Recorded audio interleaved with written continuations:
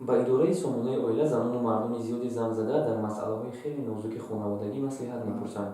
зане бо исми Гулшан аз он шиква дорад, ки шавҳараш ҳар шаб дискҳои фахшро ба хона оварда ӯро маҷбур месозад, ки секс тамошо кунад ва аз амалҳои ҳароми қаҳрамонҳои ин филмҳо такрор намояд.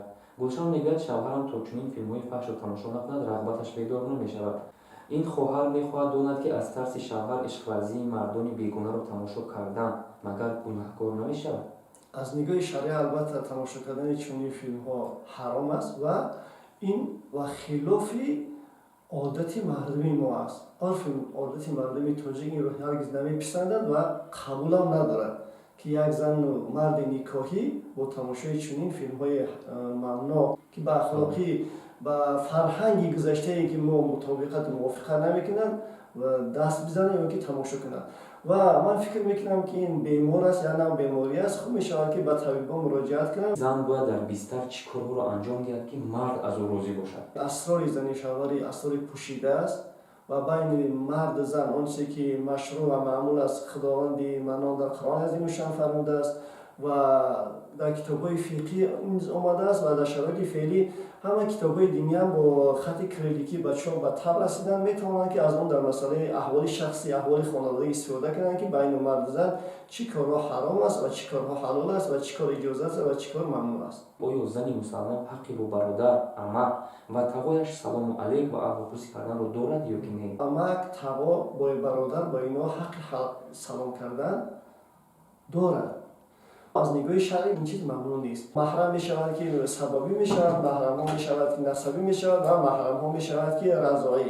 яъне сабабиш он ки насабӣ, он ки падару модар аз вуҷуди худашон мебаряд. сабабӣ ба сабаби он ки як кас домод ё келин мешавад, ба сабаби домод шудан ё келин шудан хусуси хуштомад барои инҳо маҳрам мешавад. ё разоӣ ба сабаби ширхӯрагӣ, ки инам маҳрам аст. яъне никоҳ ба ин тоифаҳо абадан ҳаром аст. онҳо маҳраман метавонанд, ки бо падар ё бародар ё амак ё тағо салом кунанд. келин ҳақ дорад, ки бо мардони аҳли оилаи шавҳараш дар сари як дастархон нишаста хӯрок хӯрад ва чахчах кунад.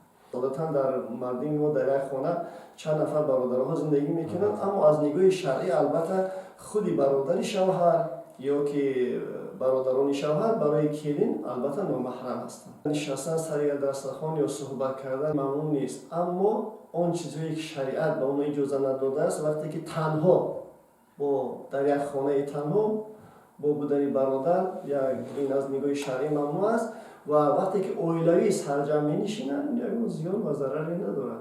алишер ном ҷавони зангзада иқрор шуд, ки зани бародараш кавалер дорад.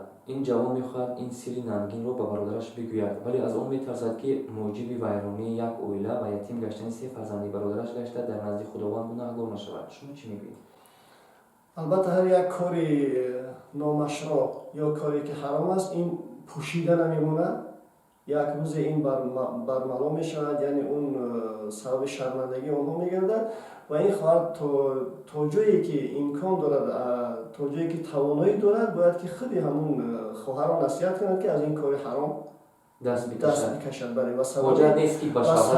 ва сабаби вайронӣ ё ин ки парешонии он оила нагардад. агар рафт ин кор ба низоъ бипечад, агар дар шароити феълӣ ҳама ино рӯ мезанад, чунки тавассути телефонҳо ин чизо дастгир мешавад. дар орфу одати мардуми мо албатта ин як коре ҳаст, ки сабаби шармандагии худи ҳамон оила, худи ҳамон хонавода ва худи ҳамон шахсият мегардад.